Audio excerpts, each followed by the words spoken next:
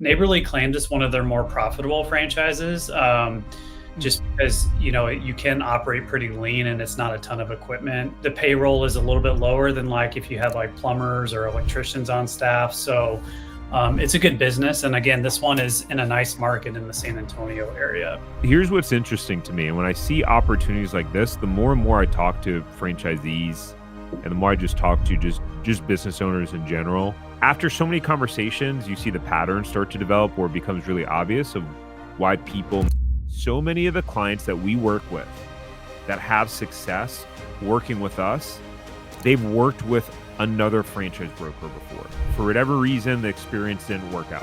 At the end of the day, like we talked about for Window Genie, it's probably about marketing and sales and your ability to really put your foot on the gas pedal there. The more and more I talk to entrepreneurs, it's like the ones that learn how to master sales and marketing rule the world. They do the most sales. That was one of the challenges, honestly, for me as the broker and coach is like.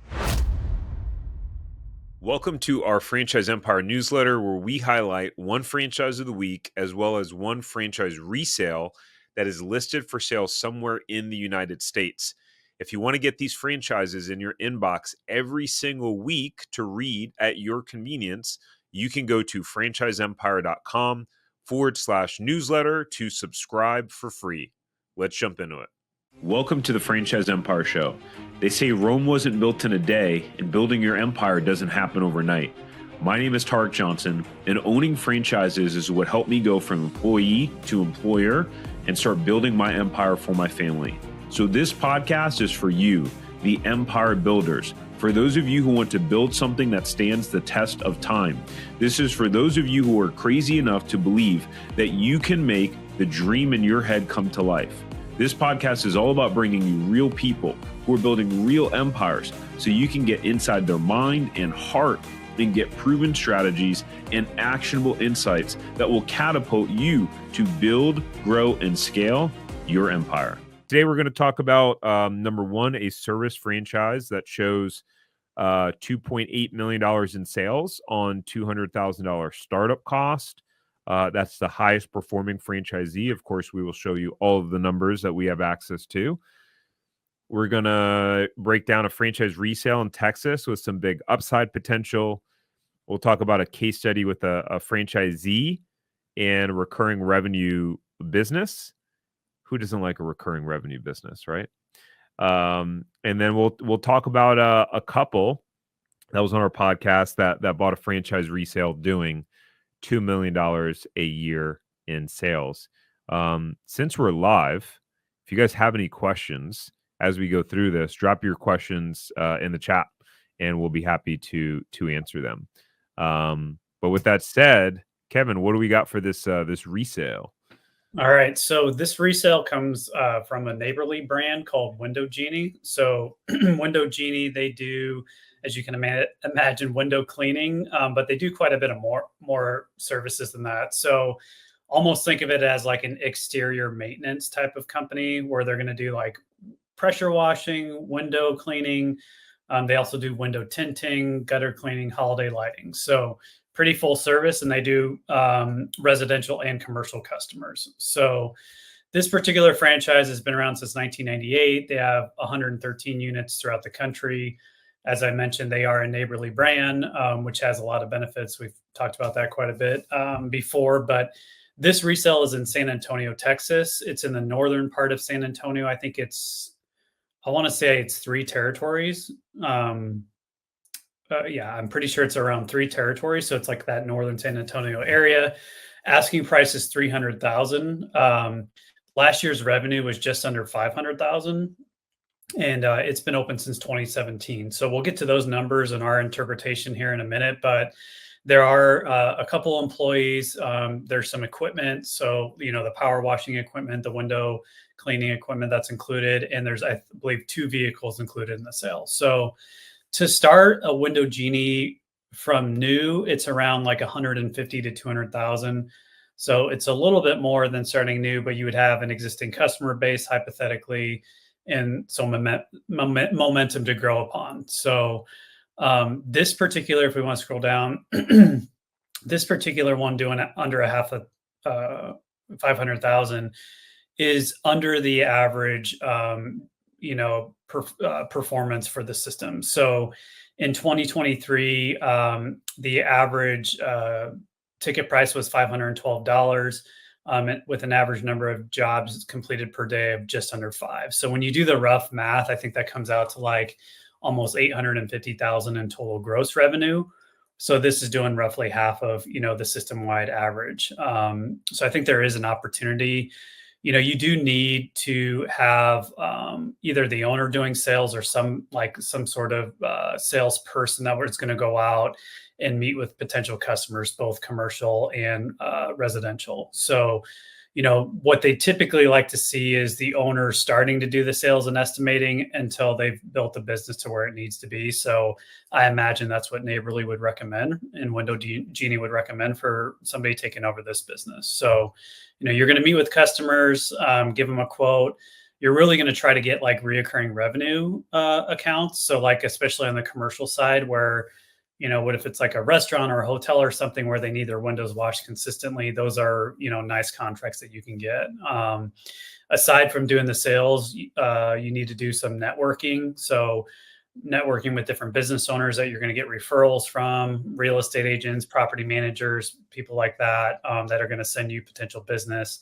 And then, of course, managing your team, the daily meetings in the morning to kind of talk about what's on the schedule, helping your clients out with any potential like customer issues that come up. And they like to say creating a culture of excellence. So they like to talk about giving your employees promotional opportunities to grow within your business to retain them. So Window Genie, Neighborly claimed it's one of their more profitable franchises, just because, you can operate pretty lean and it's not a ton of equipment. The payroll is a little bit lower than like if you had like plumbers or electricians on staff. So it's a good business. And again, this one is in a nice market in the San Antonio area. What did I miss, Tarek? So our team have looked into a few hundred franchises and put together a list of 5 low-cost franchises that all make $1 million or more and that have a proven track record of both happy and profitable franchisees. So if you have a net worth of at least $150,000 and you want to see if the territory that you want is still available for any of these franchises, then you can go to franchiseempire.com/check territory. All right, let's get back to the episode. Yeah, good point. As you were saying that, what popped in my head is that for someone who's like, hey, I really want more of a simple business, like this is definitely like like you were saying, like you're not hiring a plumber, you're not hiring really skilled labor, right? Because I mean, you're doing window cleaning, pressure washing, like gutter cleaning, maybe window tinting requires a specific skill, but it's not like a trade, like electrician or plumber. So I think for someone that's like, hey, I like the idea of service, but I don't want the complication, this sort of business model could be great. Here's what's interesting to me. And when I see opportunities like this, the more and more I talk to franchisees and the more I just talk to just business owners in general, after so many conversations, you see the patterns start to develop where it becomes really obvious of why people may not be getting the results that they want to get, right? So like this, I mean, they've been open for 7 years and they're doing 500 grand in sales, right? Which seems to be under average based on the numbers disclosed. What I'm guessing is that the owners or whoever the owner is, they probably got stuck working in the business and not on it, or stop focusing on sales, sales and marketing. And so it just the more and more I talk to entrepreneurs, it's like the ones that learn how to master sales and marketing rule the world. They do the most sales. And they're not the smartest. They often don't actually offer the best service in terms of like customer service or stuff like that. Maybe they do at times. But for me, I see the biggest opportunity, for this with someone who, as you alluded to before, like is willing to come in and hit the ground running. Yeah. And like, hey, like I'm willing to go hard with sales and marketing. I'm willing to come in and work on the business and not get stuck in the day-to-day of it, then you probably have some great opportunity. Yeah, I totally agree. I mean, and this franchise is unique in that you do see franchises that only do power washing and only do window tinting and only do window washing. They are offering all of that. And one thing I would want to ask them is like, how do you do all of that above average? Like, how are you providing really good quality service when you're doing so many different types of products? And do you focus on just one until you get like enough team and revenue build up, and then you add on the other one? I mean, those are the type of questions I have when I see a franchise that does multiple different services like this. But like there is also a great opportunity to get in for like window washing, which is your bread and butter, and then upsell a client for power washing as they need, services like that. So it is nice to have that ability to scale. But I think it's all about sales. You have to get in and get those opportunities and then provide good quality service, and then you can, sell them on these other product lines or services. Yeah, I agree with you 100%. All right, ladies and gentlemen, if so two things. Number one, if you are in San Antonio market and you want to learn more about this specific franchise opportunity and get introduced to the brand and the owners, go to franchiseempire.com/resales, enter your info.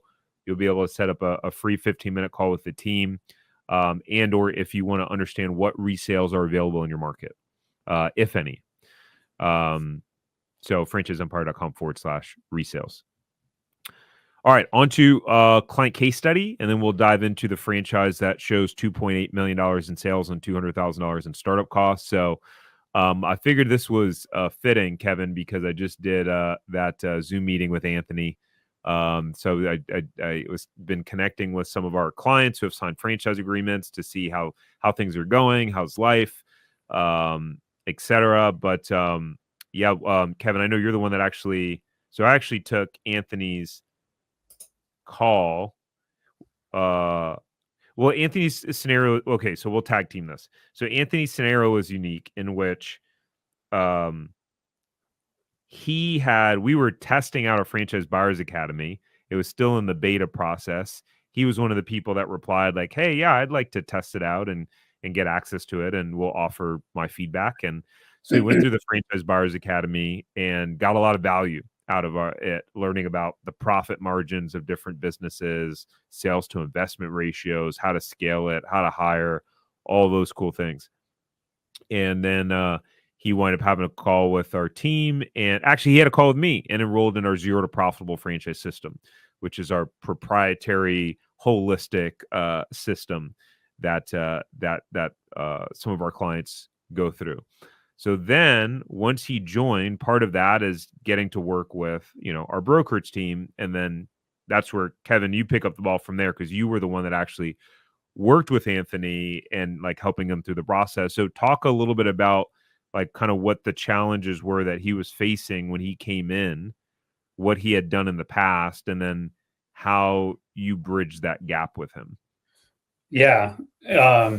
So Anthony had a really interesting background. And I'm assuming this is Anthony with System 4, correct? Yeah. All right.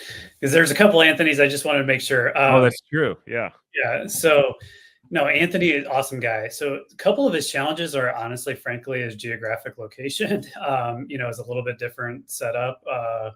And then also he came to us with a background. He was a pastor. So he had, been a pastor in his church for, I think like 15, 20 years, for a long time. His family was all involved in it. And they wanted to step away from that, from like a full-time capacity, still be involved, but, do something new and something that was like a good fit for not only him, but also his wife and like a lot of their family. His sons want to be involved in the business partially. So that was one of the challenges, honestly, for me as the broker and coach, is like finding something that kind of fit everybody's interests and skill sets, and also was a good opportunity. So he was in Hawaii, on the Big Island. So that is a little bit of a unique market and different type of business, and some franchise systems have challenges with operating over there for obvious reasons. So, anyways, long story short, he ended up landing on a commercial cleaning and property management franchise called System Four, and it was about the same time where I helped my good buddy buy that same franchise in Omaha, Nebraska, where we're from. So I was really pretty intimately involved in it and understanding the business model, and I thought it could be a good fit for them for a number of reasons. One is they didn't want a ton of W-2 employees. In this model, it's getting contracts and managing those contracts, but providing and fulfilling the service through subcontracted work. So that was a good fit in terms of that. They also wanted something more professional services, not so much like dealing directly with homeowners on a day-to-day basis. So this is more business to business. They had a lot of connections in their community in terms of businesses and landlords and stuff like that. So um, yeah. So for those reasons, I think it was a great fit. What am I missing, Tarek? Hey, so if you want to figure out if you should buy a franchise and learn the fastest and easiest way to figuring out the best franchise to buy and everything you need to know about the process, then you'll want to go get access to our Franchise Buyers Academy. In our Franchise Buyers Academy, you'll get a behind the scenes look into specific franchises and exactly how much money they are making. You'll get simple formulas for finding money-making franchises and a blueprint on how to scale them into a franchise empire that can be sold for a lot of money later on. You'll be able to finally answer the question on, should I buy a franchise? Now you can get access at franchiseempire.com/FBA. Now let's get back to the episode. Yeah, I mean, what's interesting to me is one, Anthony's going to do a podcast here on Wednesday. We're recording a podcast together and just talk through his journey. But um, I mean, we had talked about System 4 before. I didn't understand the business model in detail. So as Anthony and I were connecting, and he was telling me about the business model and how it works. And I'm like, oh, hold on. You just go out and get the contracts and then you just subcontract out the work. He's like, yeah. And I'm like, my goodness, that's genius for you. Because he's such a connector. He's so great at relationships. Like you said, he's been a minister for, I think it was like 40 years, and he still does it full time, Yeah. him and his wife. And so it was just like the perfect business for him. He's connecting with people. Yeah. And that's basically what he's doing all day. And I was like, oh, this is a brilliant business for him overall. And when him and I when I connected with him last week, he said they'd already secured some contracts, had a bid in on a contract that was a huge contract that would be what he called the game changer. He used my favorite term. And so yeah, just super exciting opportunity. So, and what you had told me, what I didn't know until we got deeper in the process, was Anthony. And what we find, this happens with so many of our clients. Kevin and I were just in a meeting earlier today talking about this. So many of the clients that we work with that have success working with us, they've worked with another franchise broker before or franchise consultant. They've worked with one before. They, for whatever reason, the experience didn't work out. Like either they didn't like the brands, maybe it felt a little too transactional. Maybe it just wasn't the right time in their life. And so something similar had happened with Anthony. He had worked with another group before. But what we find is that there's a good amount of people that want more in that process. And so, we never used to really talk about our zero to profitable franchise system, the whole proprietary service that we offer. We do have just the brokerage side for the people that want it, because we understand that there's a role to play there. But one of the things we do is we provide a community. We have a private community with all of our clients. I host weekly group coaching calls where everyone gets to come on, ask questions, connect, and learn from each other that are in various points of the franchise buying process. We provide them all the education and resources that they need, etc. So Anthony wound up joining that system. And I think it worked out really well for him. I think up until after he signed his franchise agreement, he was on pretty much every group call. that we did, in addition to, of course, working one-on-one with Kevin, and or Carista. So as we move on to the actual franchise, if you guys want to learn more about the system and how it works, you can go to we actually, for the first time, just put it up on our website. So let me actually show you that franchiseempire.com, and then you can just go to products and ZTPF, and you can get just a more thorough understanding of what it looks like, what the breakdown is, the different paths of how we work with clients. And if you're, just looking to work with a franchise broker, we can get you introduced. But if you want to learn more about how the ZTPF system works and provides you more thorough kind of support and guidance throughout the process and a community for those that, want that, you can schedule a demo with the team for free and just kind of see what that's all about. So, yeah. Anything to add there before we transition, Kev? No, I think that's good. Yeah. Sweet. All right. So what's this franchise of the week?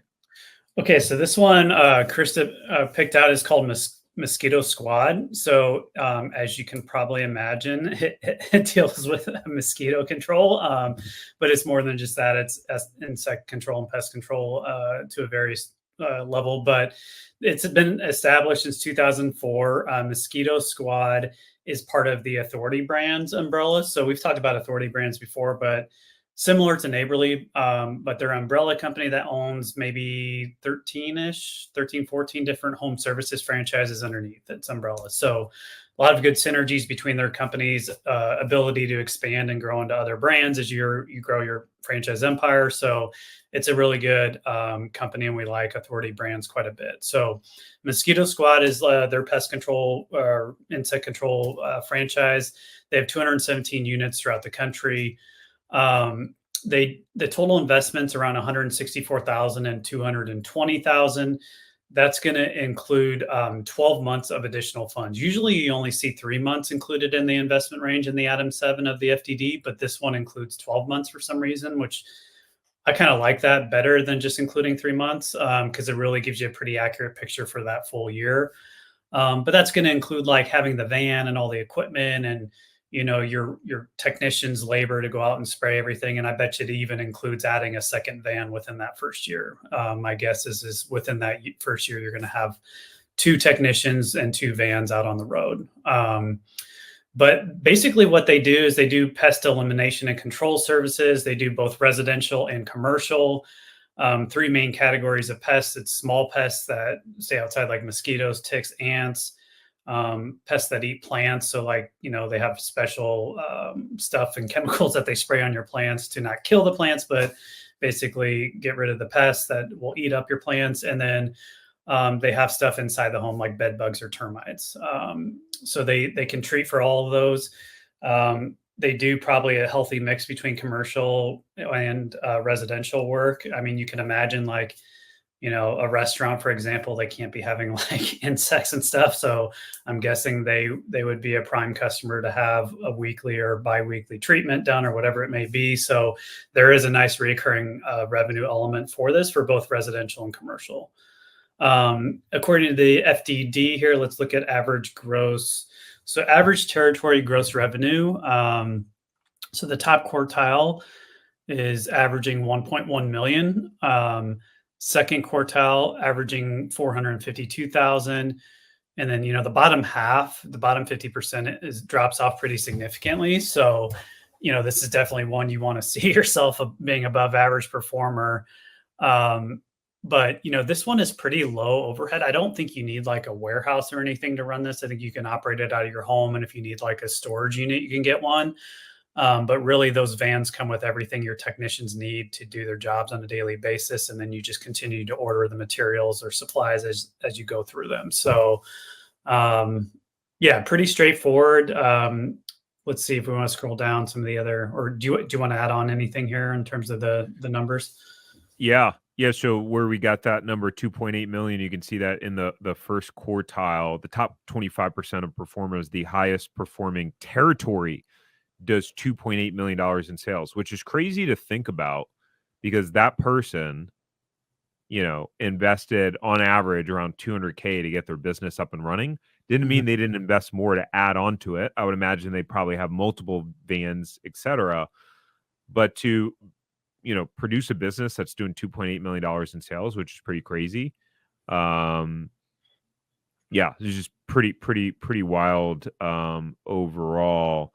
And yeah, some of these other territories. I mean, here's what I like. Here's what I like about this FTD, the item 19, is that they show it by territory. Yeah. And sometimes franchisors, for those of you guys that aren't familiar and aren't looking at FDDs every day like our team is, um, sometimes franchisors will just show the average sales per owner or franchisee, but you don't know if they own one territory or three territories or 10, Yeah. you know? So I like that. It's interesting. It's a good point, Tar, because I was actually meeting with one of our clients the other day, and he was like, "Yeah, I just don't see the potential, like based on the item 19." And it was an Authority Brands. It was the plumbing franchise, and I was like, "That's surprising to hear. Let's pull it up and let me understand what you're talking about." He didn't realize it was by territory, and then we scrolled down, and it was like by franchisee. And so when you look at it that way, it's very impressive. It changes mindset totally, but you can see why people can maybe misread things like that, and if they don't read through this. And but yeah, it's a really good point. I like how they all Authority Brands do it this way. Oh, that's solid. That's super transparent.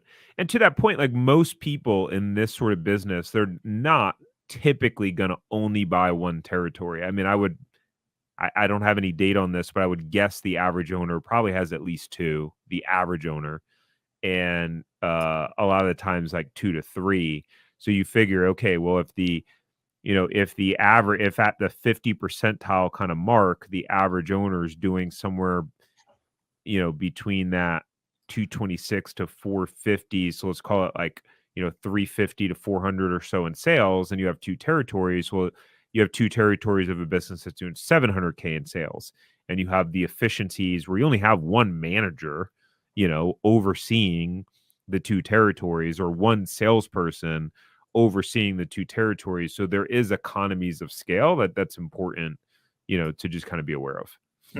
Yeah, yeah. Some other cool things. There's no royalties for the first year in business, which that's pretty rare. I mean, there are some franchises that'll give like 3 months, but a whole year, that's pretty rare. So that's cool. And then they do large territories. So up to 500,000 in population per territory. That's a massive territory. Usually you see for this type of business, it's around 200,000. So yeah, if you could get two territories for this brand and have a huge population to serve, I think it's definitely something you could scale. The reoccurring revenue is nice. They have a 70% renewal rate on among customers. Operate from home, like we talked about, and then you just add vans and one tech per van as you scale.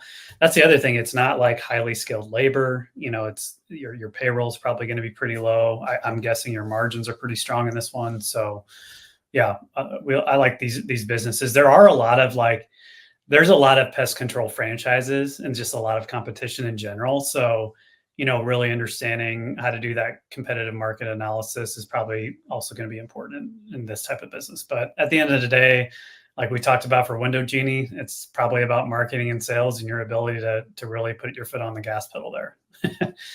Yeah, 100%. Here, I think there's a couple questions, but real quick, for those of you guys, so whether it's you want to see if this franchise is available in your area, I'd be curious to even know what markets are actually even still available with this brand with over 200 territories sold. Um, but if you want to find out if your area is still available for this specific franchise, or if you just want to have a conversation on what franchises are available in your area that could be a good fit for you, that align with your goals, your skill sets, then you can go to franchiseempire.com/check territory. You can schedule a free 15-minute call with our team to start the conversation. What are the questions we got? Let's see. So, question. Do you believe that Purple Blue, you ask about vending machines every time. All right, let's see. Do you believe that investing in one of these new vending machines that utilize advanced artificial intelligence other than snacks like cupcakes, pizza, and even cars is a good investment? I don't know what you're I don't know what you're referencing. What other vending machines you're referencing? Yeah, I don't know. I think there's somebody sent me a new vending machine concept the other day. What was it? I don't know much about those, to be honest with you. Yeah, me either. Our expertise is in franchising. Although we did have a client buy some vending machines. I just had to Zoom with them too. Are any grocery stores or dollar stores franchises or licensing opportunities? I'm not aware of any. Are you? There's actually one grocery store. I mean, I think it has like 2 franchise units. It's, the name is drawn. I'm drawing a blank on the name. Dollar stores are not franchises no, Yeah. no. And the grocery store business generally, those grocery stores operate on like 1 to 3 or 3 to 5% profit margin. So I don't know that that'd be a business that I'd want to go into, but we want to try to own it. No, we cannot help you with owning a Chick-fil-A franchise. That's not something we do. Chick-fil-A, by the way, it's harder to get into Chick-fil-A than Harvard in terms of the percentage of applicants. You know, it literally is. It really is. Yeah, yeah. And you don't own anything with Chick-fil-A. Like you'll be an operator, and if you get awarded one and make it through the process, which takes 2 years, by the way, I know 2 people that have gotten approved and made it through the process. But you don't actually own anything. So if you die and get hit by a bus, like you can't pass it down to your family. You can't sell it one day. You are an operator. So, yeah. Purple Blue or landscaping franchises good investments in your opinion? What would you say about that? What would you say about that, Kevin? They can be, depending on your location, and the services offered in the franchise. I think it's also going to be their marketing prowess on how they generate leads for you, because it's a pretty competitive space. It's very fragmented. You know, there's a lot of individual people doing landscaping services in every market. So I think it can be is the general gist of it. From what I understand, the owners that are successful in those businesses are good at managing teams, like really, really good at, hiring, training, providing promotional opportunities, building a good culture. That's how you scale those businesses. And they are fairly capital intensive because you do need trucks and equipment and stuff like that. Yeah. And we have access to some, right, Kevin? Yeah, we do. Yeah, there's a good neighborly one for sure, and they can be very good because there is recurring revenue element of those. You do the mowing, and then you can upsell the landscaping part of it, irrigation, potentially. So, yeah. Boom. Let's see, Lou. I'm not sure how to pronounce your name, Luai.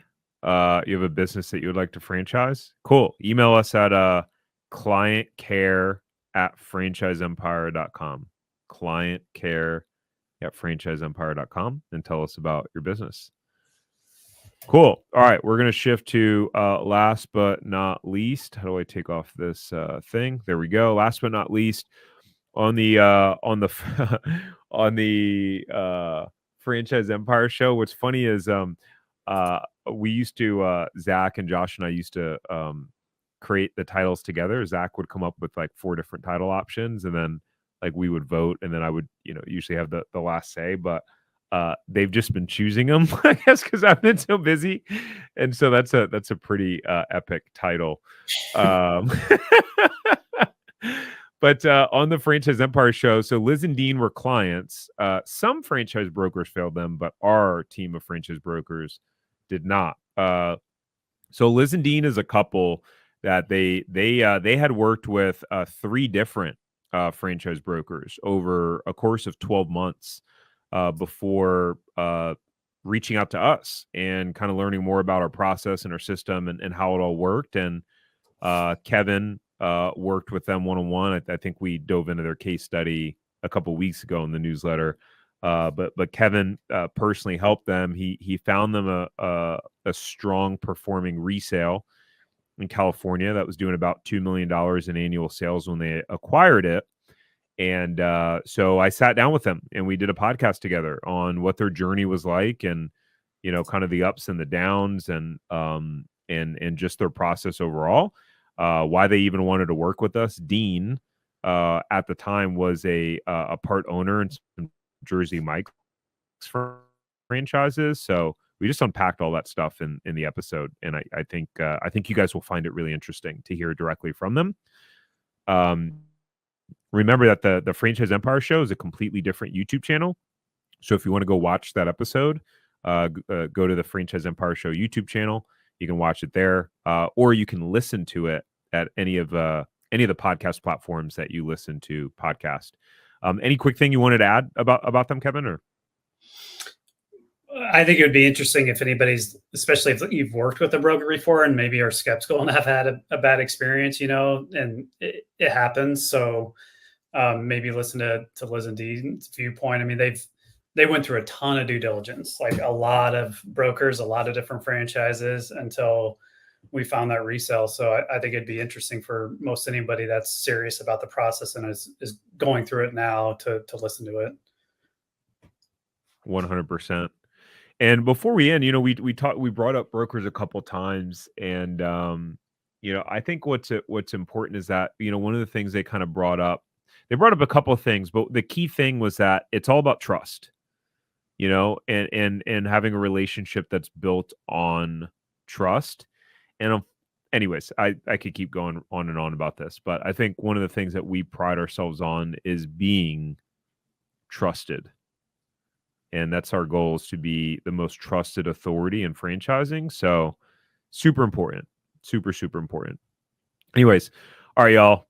We'll see y'all next week. Hey, before we go, thank you so much for listening to this episode. Please subscribe here on YouTube if you haven't already. And the biggest thank you that you could ever give me is to share this episode with someone who you think will benefit. That means that we can share this message with more people and hopefully positively inspire them like we have you. So thank you. And until next time, go build your empire.